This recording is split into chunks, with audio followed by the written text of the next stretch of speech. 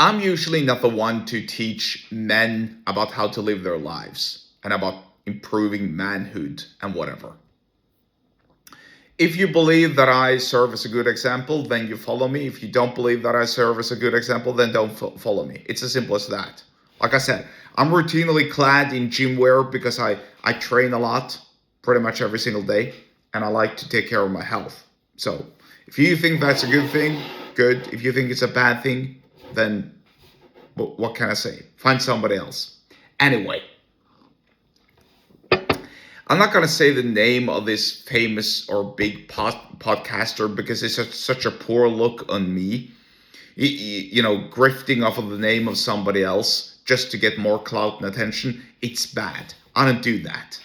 And by the way, this individual isn't here to defend himself either, which means it just looks bad. It looks like this low-class, dirty sleazeball hit piece that really doesn't go anywhere except making me look like a moron. So, and by the way, this isn't a hit piece, but it is an outright criticism of what this individual was doing, this big-ass podcaster.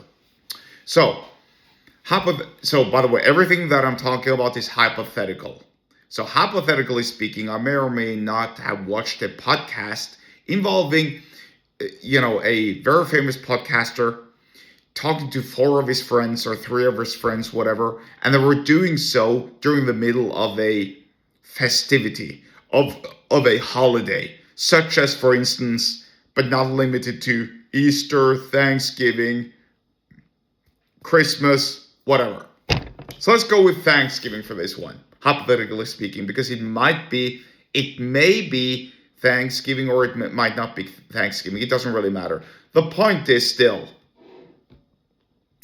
Thanksgiving, Christmas, Easter, whatever, is one of those few occasions where you can actually, barring you work a lot the rest of the year and that there are no impending and urgent matters that you need to attend to, you can actually afford to relax and chill and spend time with your friends and family.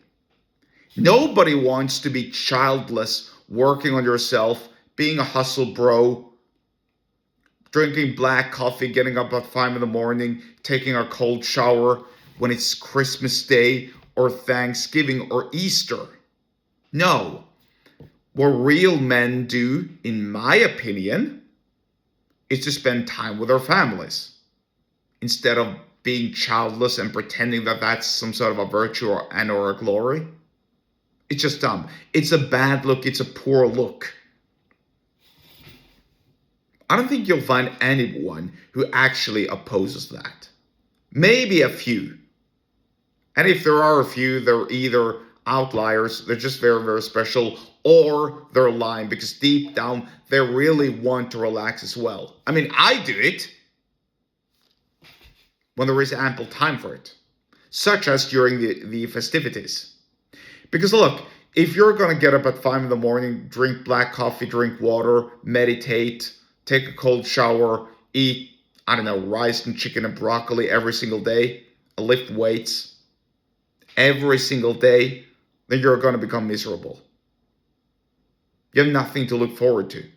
And it's this constant chase of self-improvement, of getting better, that's so detrimental to people's growth, especially people's mental growth. Because guess what? You need actually a break. You do. Whether that is, cooking food, spending time with your family, playing video games, having a scotch. I don't drink personally, and there's nothing wrong with having a scotch. Doing jiu-jitsu, doing boxing, mountaineering, whatever it is, just do something. And in part of doing something to relax, for leisure, and for relaxation, lies the fact that you can actually use the ample opportunities there are, such as, for instance, Thanksgiving, to stuff yourself fat and loaded with turkey and whatever other dishes there are. I mean, I don't even celebrate Thanksgiving, so I don't really know what the Americans are doing, but I'm hearing they're eating a lot of turkey and other dishes as well, and probably The way I understand it, you're supposed to actually eat and be sort of a glutton, which is fine. A couple of times a year, that's fine. You need it. You need it. I mean, it's even in the scriptures. What do you think Mardi Gras is? Mardi Gras, Fat Tuesday. It's in the Bible.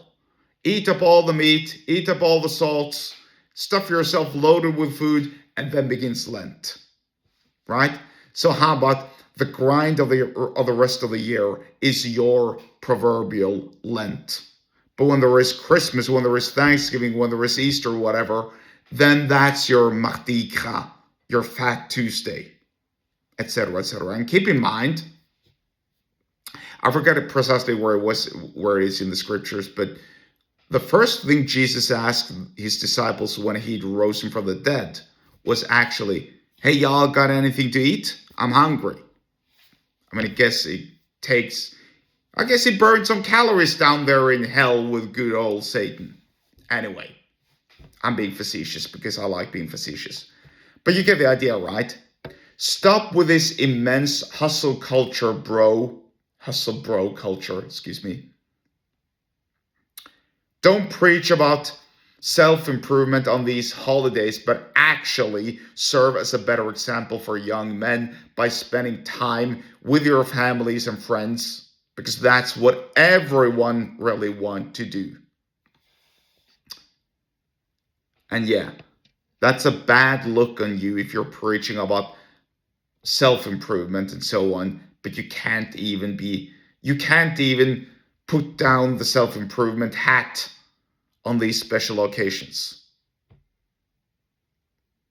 And that'll be it.